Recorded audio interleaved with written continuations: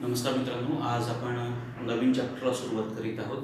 चॅप्टरचं नाव आहे S block element. S block एलिमेंटला सुरुवात करण्या अगोदर पिरियोडिक टेबलमध्ये जे एलिमेंट्स आहेत त्या एलिमेंट्सचं डिव्हिजन म्हणजेच विगतवारी वर्गीकरण कोणकोणत्या ग्रुप्समध्ये किंवा कोणकोणत्या ब्लॉक्समध्ये केले आहे हे आपण मागच्या जे लेक्चर आहे त्याच्या इंट्रोडक्शनमध्ये आपण त्याच्याबद्दल डिस्कशन केले. आपण थोडक्यात त्याच्याबद्दल आपण या ठिकाणी चर्चा करू.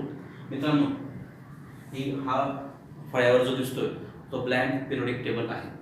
पिरियोडिक टेबल शोधून काढणारा सायंटिस्टचं नाव होतं मेंडेलिफ आणि त्या पिरियोडिक टेबलला मॉडिफाय करणारा दुसरा सायंटिस्ट होता मोस्ले. या दोघांनी पिरियोडिक टेबलमध्ये जे एलिमेंट्स आहेत त्यांची व्यवस्थित त्या ठिकाणी विगतवारी केली किंवा त्यांची अरेंजमेंट केली आहे. मित्रांनो, त्यानुसार पहिला आणि दुसरा ज्या उभ्या आपण मागे म्हटलंय ज्या उभ्या रेषा असतात त्यांना आपण काय म्हणतो असतो ग्रुप्स, आणि ज्या आडव्या रेषा आहेत त्यांना आपण काय म्हणतो पिरियड्स म्हणतो. आणि दुसरा जो ग्रुप आहे त्या ग्रुपला आपण म्हणत असतो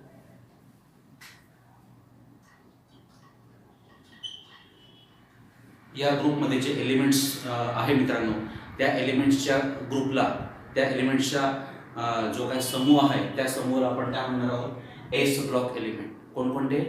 पहिला आणि दुसऱ्या रो मधले एलिमेंट्स. ओके. तिसऱ्या क्रमांकापासून तर 12व्या क्रमांकापर्यंतचे जे ग्रुप आहेत ज्या रोज आहेत त्या रो मध्ये जे एलिमेंट्स त्या ठिकाणी आहेत त्या एलिमेंट्सचा जो समूह आहे त्या समूहाला आपण म्हणणार आहोत त्यांना आपण म्हणणार आहोत डी ब्लॉक एलिमेंट्स. ओके. 3 पासून तर 12 पर्यंत. 13 पासून तर 18 पर्यंत जे एलिमेंट्स आहेत 13व्या ग्रुप पासून तर 18व्या किंवा 17व्या ग्रुप पर्यंत जे एलिमेंट्स आहेत त्यांना आपण म्हणत असतो पी ब्लॉक एलिमेंट्स म्हणतो. काय म्हणतो? P block. ओके. आणि या डी ब्लॉकच्या आतमध्ये आपल्याला सापडतात F block elements. S block element, त्याच्यानंतर डी ब्लॉक एलिमेंट म्हणतात ट्रान्झिशन एलिमेंट. यांना ट्रान्झिशन एलिमेंट का म्हणतात? कारण की त्यांचं जे स्थान आहे किंवा त्यांच्या ज्या प्रॉपर्टी आहेत त्या एस आणि पी ब्लॉकच्या दरम्यान आहेत. त्यांचे काही जे एलिमेंट्स आहेत ते काही गुणधर्म एस ब्लॉकचे पण दाखवतात आणि काही गुणधर्म पी ब्लॉकचे पण दाखवतात. म्हणून डी ब्लॉकमध्ये जे एलिमेंट्स आहेत त्या एलिमेंट्सला आपण म्हणत असतो ट्रान्झिशन एलिमेंट. ओके. आणि त्याच्या आतमध्ये जे आहेत त्यांना आपण एफ ब्लॉक म्हणतो. त्यांना आपण म्हणत आहोत इनर ट्रान्झिशन एलिमेंट. आणि या बाजूला उजव्या बाजूला जे एलिमेंट्स आहेत त्यांना आपण म्हणतो पी ब्लॉक एलिमेंट्स किंवा त्यांना म्हणतो असतो नॉन ट्रान्झिशन एलिमेंट्स. मित्रांनो, अशा पद्धतीने आपण पिरियोडिक टेबल्समध्ये जे एलिमेंट्स आहेत त्याचं विभाजन केलेलं आहे. आपल्या सिलेबसमध्ये किंवा आपल्या अभ्यासाचा जो पार्ट आहे तो आहे एस ब्लॉक एलिमेंट. आपल्याला डिटेल स्टडी जो करायचा आहे मित्रांनो तो करायचा आहे एस ब्लॉक एलिमेंट. ओके. मग आता आपण एस ब्लॉक एलिमेंटचा जो प्राथमिक भाग आहे त्याच्याबद्दल आपण चर्चा करू. सो आपण आता बघतो एस ब्लॉक एलिमेंट्स. काय सांगितलं आपण? पहिला आणि दुसऱ्या ग्रुपमध्ये जे एलिमेंट्स आहेत त्या एलिमेंट्सला आपण काय म्हणत असतो एस ब्लॉक एलिमेंट. ओके. मग आता फर्स्ट ग्रुपमध्ये कोणते एलिमेंट्स आहेत त्याचे ॲटॉमिक नंबर काय, त्याचं इलेक्ट्रॉनिक कॉन्फिगरेशन काय आहे त्याच्याबद्दल आपण डिस्कशन करणार आहोत. मित्रांनो, आपण फर्स्ट ग्रुप एलिमेंटमध्ये एलिमेंट कोणकोणते बघूया. बघा, पहिला एलिमेंट आहे लिथियम, दुसरा आहे सोडियम, नंतर पोटॅशियम, नंतर रुबेडियम, सेझियम आणि फ्रान्शियम. ओके. लिथियमचा ॲटॉमिक नंबर 3, सोडियमचा 11, पोटॅशियमचा 19, रुबेडियमचा 37, सेझियमचा 55 आणि फ्रान्शियमचा आहे 87. हे फर्स्ट ग्रुप एलिमेंट आहे. बरं मित्रांनो, यांना एस ब्लॉक एलिमेंट का म्हणतात ते बघू. फॉर एक्झाम्पल आपण घेऊया लिथियम. लिथियमचा ॲटॉमिक नंबर किती आहे? 3. त्याचं इलेक्ट्रॉनिक कॉन्फिगरेशन कसं येणार? 1s2 आणि 2s1. या लिथियमचा आउटर मोस्ट इलेक्ट्रॉन कोणत्या ऑर्बिटलमध्ये गेलेला आहे? एस ऑर्बिटलमध्ये गेला आहे. म्हणून लिथियमला आपण कोणता एलिमेंट कोणत्या ब्लॉकमध्ये कन्वर्ट करणार आहोत, कोणत्या ब्लॉकमध्ये त्याला स्थान देणार आहोत? तर एस ब्लॉक एलिमेंट. ओके. लिथियमचं इलेक्ट्रॉनिक कॉन्फिगरेशन 1s2. आता हे 1s2 इलेक्ट्रॉनिक कॉन्फिगरेशन कोणाचं आहे? हिलियमचं. ओके. म्हणून या 1s2 च्या ऐवजी आपण काय लिहिलंय? हिलियम लिहिलंय आणि त्याच्या पुढे काय? 2s1. ओके. दुसरा एलिमेंट आहे बघा सोडियम. ओके, ॲटॉमिक नंबर आहे 11. त्याचं इलेक्ट्रॉनिक कॉन्फिगरेशन कसं येणार बघा, 1s2 2s2 2p6 आणि 3s1. ओके, आता इथपर्यंतचे कॉन्फिगरेशन आहे कुठपासून 1s2 2s2 आणि 2p6 हे कॉन्फिगरेशन आहे निऑनचं. म्हणून एवढे सगळे ऑर्बिटल्स लिहिण्याच्या ऐवजी आपण फक्त काय लिहिलं निऑन आणि त्याच्यापुढे काय शिल्लक राहते मग 3s1. ओके, आता पुढचे पण एलिमेंटचे इलेक्ट्रॉनिक कॉन्फिगरेशन मी इथे लिहितो. बघा मित्रांनो, ज्याप्रमाणे सोडियमचं जे इलेक्ट्रॉनिक कॉन्फिगरेशन आहे ते या पद्धतीचं आहे. 1s2 2s2 2p6 आणि 3s1. या 2p6 पर्यंत किती इलेक्ट्रॉन्स होतात 2 आणि 2 4 आणि 6 10. 10व्या नंबरचा एलिमेंट आहे निऑन, म्हणून इथे निऑन. त्याच्या पुढे काय आहे शेवटचा ऑर्बिटल कोणता आहे 3s1. समजा आपण घेऊयात आता पोटॅशियम. ॲटॉमिक नंबर आहे 19. कॉन्फिगरेशन कसं येणार 1s2 2s2 2p6 3s2 3p6 आणि 4s1. किती टोटल इलेक्ट्रॉन्स किती झाले 2 आणि 2 4 4 आणि 6 10 10 प्लस 2 12 12 आणि 6 18 आणि 19. ओके मित्रांनो, हे जे इलेक्ट्रॉनिक कॉन्फिगरेशन आहे इथपर्यंत हे कोणाचं आहे आर्गॉनचं आहे. म्हणून एवढे सगळे ऑर्बिटल्स लिहिण्याच्या ऐवजी आपण तिथे लिहिलं आहे आर्गॉन आणि शेवटी काय शिल्लक राहते 4s1. त्याच पद्धतीने rubidium atomic number 37. Electronic configuration krypton 5s1.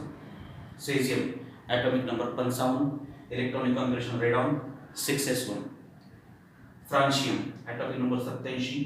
Xenon 7s1. Okay, so हे झालं मित्रांनो फर्स्ट ग्रुप एलिमेंट्समध्ये कोणकोणते फर्स्ट ग्रुपमध्ये कोणकोणते एलिमेंट्स आहेत ते बघितलं, त्याचे ॲटॉमिक नंबर बघितले आणि त्याचे आपण इलेक्ट्रॉनिक कॉन्फिगरेशन बघितले. ओके मित्रांनो, हे जे फर्स्ट ग्रुपचे एलिमेंट आहे ते हायली रिॲक्टिव्ह आहे. ते रूम टेम्परेचरला सुद्धा वॉटरचं डिकम्पोजिशन करून त्याचे हायड्रॉक्साईड्स बनवतात. ओके, बघा त्याचे फीचर्स काय. फीचर्स कोणाचे बघतो आपण फर्स्ट ग्रुपचे. पहिला फीचर काय ते काय आहे हायली रिॲक्टिव्ह. काय म्हटलं आपण first group elements are highly reactive, reacts violently with water at RT. RT म्हणजे काय रूम टेम्परेचरला सुद्धा ते वॉटरशी रिॲक्ट होतात, वॉटरचं डिकम्पोजिशन करतात आणि काय तयार करतात हायड्रॉक्साईड. हे जे हायड्रॉक्साईड आहे मित्रांनो त्याचं नेचर अल्कली आहे. ओके, ॲसिडिक नेचर आहे.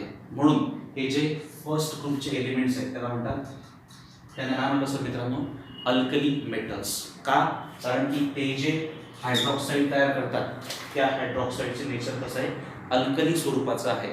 म्हणून त्यांना आपण काय म्हणत असतो अल्कली मेटल्स म्हणत असतो. मित्रांनो आपल्याला माहिती आहे हा जो एलिमेंट आहे सोडियम हा आपल्या लॅबमध्ये उपलब्ध आहे. पण हा सोडियम नेहमी कशात आपण ठेवत असतो तर केरोसिनमध्ये. केरोसिनची छोटी डबी असते, त्या डबीत केरोसिन भरलं असतं आणि त्यामध्ये सोडियम मेटलचे आपण छोटे छोटे तुकडे करून तो सोडियम मेटल त्या ठिकाणी ठेवत असतो. त्याला केरोसिनमध्ये का ठेवतात, समजा तो आपण रूम टेम्परेचरला उघड्या वातावरणामध्ये आला तर वातावरणामध्ये जी पाण्याची वाफ आहे त्या पाण्याच्या वाफेसोबत त्याचे रिॲक्शन्स व्हायलेंट रिॲक्शन होतात, त्या सोडियमचा स्फोट घडून येतो.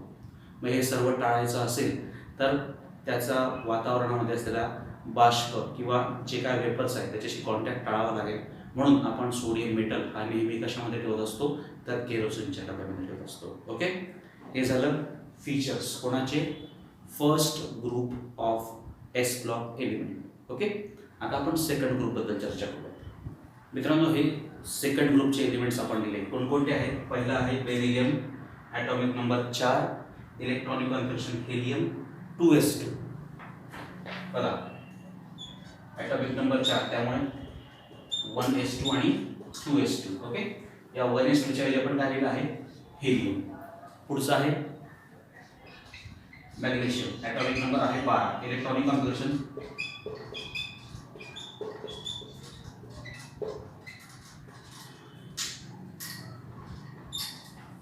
1s2 2s2 2p6 आणि 3s2 हे सगळे जे आहे इलेक्ट्रॉनिक कॉन्फिगरेशन कोणाचं आहे, निऑनचं आहे. म्हणून आपण याच्याऐवजी काय दिले, निऑन आणि शेवटी काय शिल्लक राहते 3s2. त्याच पद्धतीने एर्गॉन 4s2, krypton 5s2, radon 6s2 आणि झेनॉन 7s2. कोणकोणते एलिमेंट्स आहेत, beryllium, magnesium, calcium, strontium, barium आणि रेडियम. मित्रांनो याच्यापैकी हा जो रेडियम आहे हा रेडिओ ॲक्टिव्ह आहे. हा कसा आहे मित्रांनो, radio active. Okay, electronic configuration तर बघितलं आपण, त्याचे फीचर्स बघूयात का. मित्रांनो जसं आपण बघितलं की फर्स्ट ग्रुपमध्ये जे एलिमेंट्स आहेत त्यांचा पाण्याशी संयोग होऊन ते काय तयार करतात, हायड्रॉक्साईड तयार करत असतात. त्याच पद्धतीने हे जे एलिमेंट्स आहेत हे काय तयार करत असतात, मेटल ऑक्साइड्स. हे काय तयार करत असतात, मेटल ऑक्साइड्स. काय तयार करत असतात मित्रांनो, मेटल ऑक्साईड. आणि हे जे मेटल ऑक्साइड्स आहेत त्यांचं नेचर आहे अल्कलाईन, थोडं बेसिक स्वरूपाचं नेचर आहे. म्हणून यांना काय म्हणत असतो आपण, अल्कलाईन. फर्स्ट ग्रुपमध्ये जे एलिमेंट आहे त्यांना आपण काय म्हणत असतो, अल्कली, आणि याला काय म्हणतो, अल्कलाईन. ओके, आणि हे जे मेटल्स आहेत, याचे जे मेटल ऑक्साइड्स आहेत ते पृथ्वीच्या गाभ्यामध्ये म्हणजे अर्थ क्रेस्टमध्ये आपल्याला त्याचा ॲबंडन्स किंवा ऑकरन्स आढळून येतं. म्हणून त्याला आपण काय म्हणत असतो, अल्कलाईन. त्यांना आपण काय म्हणत असतो, अल्कलाईन अर्थ मेटल्स. पहिलं फीचर काय, ते फॉर्म्स मेटल ऑक्साईड, आणि त्यांना आपण ते मेटल ऑक्साईड्सचं नेचर अल्कलाईन आहे आणि त्यांचं जे आढळण आहे, जे आढळतात ते कुठे, पृथ्वीच्या गाभाऱ्यात आहेत. म्हणून त्याला काय म्हणतो आपण, अल्कलाईन अर्थ मेटल्स म्हणत असतो. बरोबर, हे झालं सेकंड ग्रुपचं इलेक्ट्रॉनिक कॉन्फिगरेशन आणि त्याचे फीचर्स. ओके, सो याच्या पहिल्या भागामध्ये, पहिल्या पार्टमध्ये आपण काय बघितलं, पिरियोडिक टेबल म्हणजे काय, पिरियोडिक टेबलमध्ये जे एलिमेंट्स आहेत त्याचे कशा पद्धतीने विभाजन केलं आहे, आणि आपल्याला एस ब्लॉक एलिमेंटबद्दल चर्चा करत होतो आपण. त्याच्यामध्ये पहिल्या ग्रुपमध्ये कोणकोणते एलिमेंट्स आहेत, त्याचं इलेक्ट्रॉनिक कॉन्फिगरेशन कसं आहे, त्याचे फीचर्स कसं आहे, आणि सेम आपण सेकंड ग्रुपबद्दल पण चर्चा केली. पुढचं डिस्कशनचं टॉपिक आहे ॲटॉमिक आणि आयोनिक साइट्स. मित्रांनो आपण चर्चा करतोय ॲटॉमिक आणि ionic radii of S block element. Okay, बघा आता फॉर एक्झाम्पल पहिल्या ग्रुपमध्ये कोणते एलिमेंट्स आहेत, लिथियम, सोडियम, पोटॅशियम, रुबिडियम, सेझियम आणि फ्रान्शियम. लिथियमचा ॲटॉमिक नंबर, मित्रांनो लिथियमचा इलेक्ट्रॉनिक कॉन्फिगरेशन आपण आत्ताच बघितलं काय आहे, 1s2 आणि 2s1. ओके, सपोज हा न्यूक्लियस आहे लिथियमचा, हा 1s ऑर्बिटल, त्याच्यामध्ये 2 इलेक्ट्रॉन, त्याच्या पुढे हा 2s ऑर्बिटल, हा काय आहे 1s2 आणि हा काय आहे 2s1. ही ॲटॉमिक साईज झाली कोणाची, लिथियमची. बरोबर, आता पुढे आपण बघूया सोडियम. ॲटॉमिक नंबर किती, 11. कॉन्फिगरेशन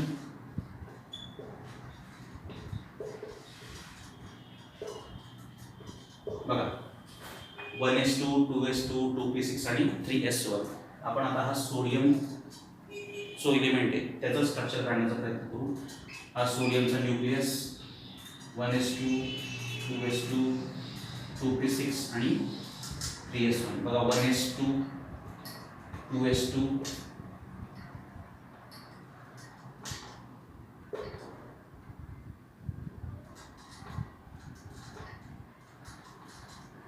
1s2 2s2 2p6 आणि शेवटी काय तर 3s1. मित्रांनो सोडियम मध्ये दोनच ऑर्बिटल्स दिसत आहेत, तर सॉरी लिथियम मध्ये किती ऑर्बिटल्स दिसत आहेत, 2च. आणि सोडियम मध्ये किती दिसतात, 1 2 3 4. नंबर ऑफ ऑर्बिटल्स आपण जसं जसं टॉप टू बॉटम जात जातो मित्रांनो तसे नंबर ऑफ ऑर्बिटल्स काय होतात, वाढत जातात. आणि नंबर ऑफ ऑर्बिटल्स वाढले म्हणून ॲटॉमिक साईज काय होते, वाढते. म्हणून लिथियमपेक्षा ॲटॉमिक साईज कोणाची मोठी असणार, सोडियमची. सोडियमपेक्षा पुढचा कोणता आहे 19. कॉन्फिगरेशन कसं येणार,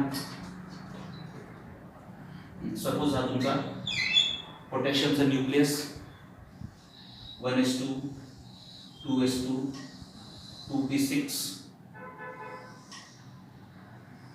3s2 2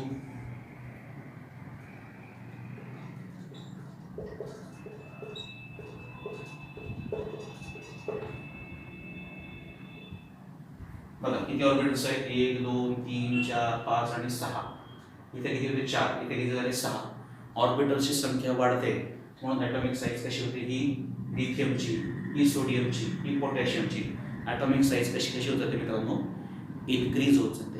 ओके, सो लिथियमपेक्षा ॲटॉमिक साईज सोडियमची जास्त, सोडियमपेक्षा पोटॅशियमची नंतर वाढत वाढत जाते. Okay, so top to bottom atomic size increase होत जाते. सेम आपण लॉजिक दुसरे ग्रुपचे जे एलिमेंट्स आहेत त्याच्याबद्दल सुद्धा लावू शकतो. बरोबर, काय म्हटलंय, in a group atomic size increases due to addition of extra atomic orbitals. Okay, बघा सगळ्यात कमी साईज कोणाची असेल, लिथियमची, त्याच्यानंतर सोडियम,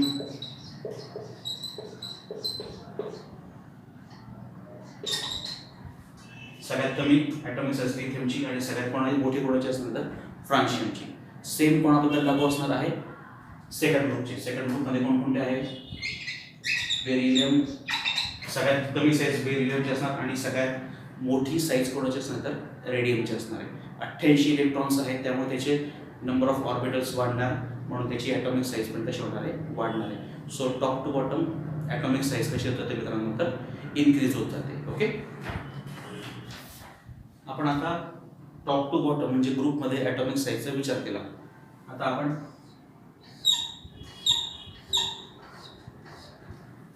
पिरियड्समध्ये विचार करू. म्हणजे आडव्या लिथियम मोठा की बेरिलियम मोठा. मित्रांनो लिथियमचा ॲटॉमिक नंबर किती, 3.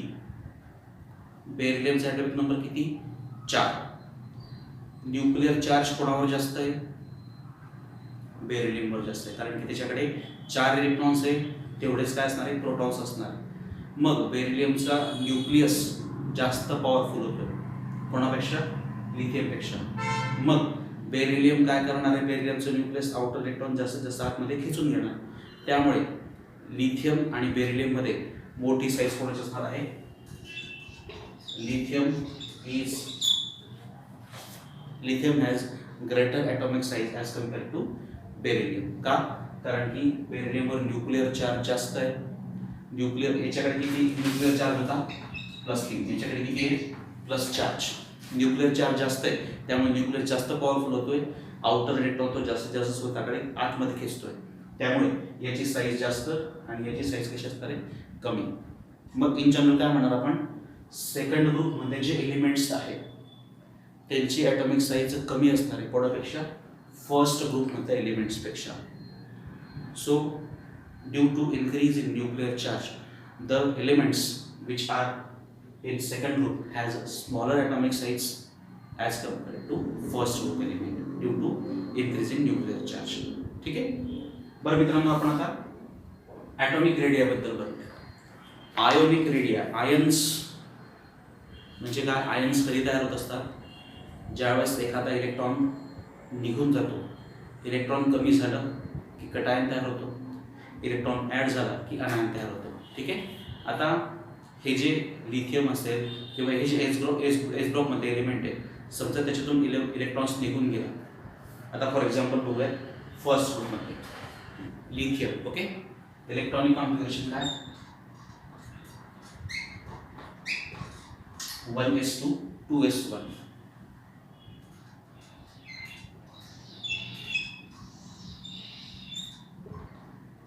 आणि 2s2. एक थोडंसं आपण पिक्टोरियल डायग्राम काढली लिथियमची. लिथियममधून समजा एक इलेक्ट्रॉन निघून गेला, त्याच्या आउटर मोस्ट ऑर्बिटलमध्ये एकच इलेक्ट्रॉन आहे, त्यामुळे तो एक इलेक्ट्रॉन लूज करू शकतो. एक इलेक्ट्रॉन निघून गेल्यानंतर लिथियमकडे इलेक्ट्रॉनची संख्या किती राहते, 2च राहते आणि कॉन्फिगरेशन काय ना 1s2 2s0. ओके, मग आता हा लिथियमचा न्यूक्लियस. लिथियमच्या न्यूक्लियसमध्ये इथं +3 चार्ज आहे, इथं पण किती चार्ज आहे, +3 चार्ज आहे. न्यूक्लिअर चार्ज तेवढाच आहे जेवढा ॲटममध्ये होता, तेवढा हा काय तयार झाला त्याचा आयन. एलआयचं कन्वर्जन कशामध्ये झालं, Li+1 मध्ये झालं. +1 का म्हणतोय आपण, कारण की एकच इलेक्ट्रॉन बाहेर पडतोय. ठीक आहे, म्हणून हा मोनो ॲटॉमिक आयन तयार झाला, मोनो ॲटॉमिक कटायन तयार झालेला आहे. इथे +3 चार्ज आहे, इथे +3 चार्ज आहे, बरोबर. या 3 प्लस 3 चार्ज असलेल्या न्यूक्लियसला किती इलेक्ट्रॉन सांभाळायचे होते? 3 इलेक्ट्रॉन सांभाळायचे होते. पण ज्यावेळेस ॲटमचं कन्व्हर्जन आयनमध्ये झालं, इलेक्ट्रॉनची संख्या किती झाली? 2 झाली. पण न्यूक्लियसवरचा चार्ज तेवढा आहे. इथे त्याला 3 इलेक्ट्रॉन सांभाळायचे होते, इथे किती इलेक्ट्रॉन सांभाळायचे? 2च इलेक्ट्रॉन सांभाळायचे. त्यामुळे त्याच्याकडे काम कमी आहे, म्हणून तो काय करतो? जास्तीत जास्त इलेक्ट्रॉन स्वतःकडे खेचून देतो. त्यामुळे हा 1s2 आणि हा 2s0. म्हणून Li आणि Li प्लस ची आयोनिक साईज आपण कंपेअर केली तर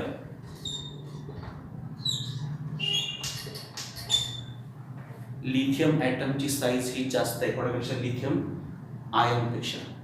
so atomic radii of lithium has greater in size as compared to ionic radii of lithium. Same आपण समजा आपण बेरिलियम बद्दल चर्चा केली. Beryllium atomic number 4, electronic configuration 1s2 आणि 2s2. ओके. आणि न्यूक्लियस किती चार्ज आहे न्यूक्लियसवर? +4 charge.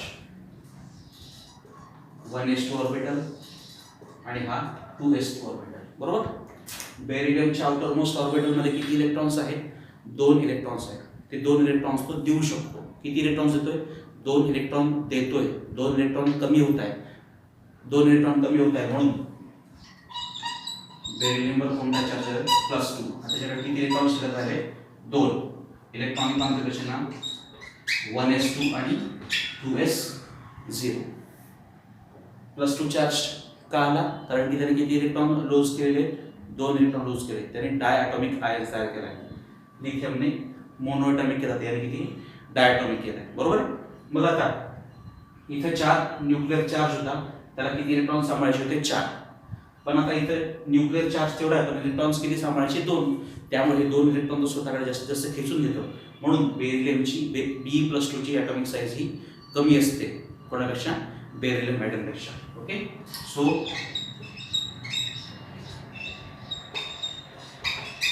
atomic size of beryllium atom is greater than B+2. Okay. So friends, this is all about atomic and ionic radii of s block element. In today's lecture we have discussed about the introductory topic of s block element.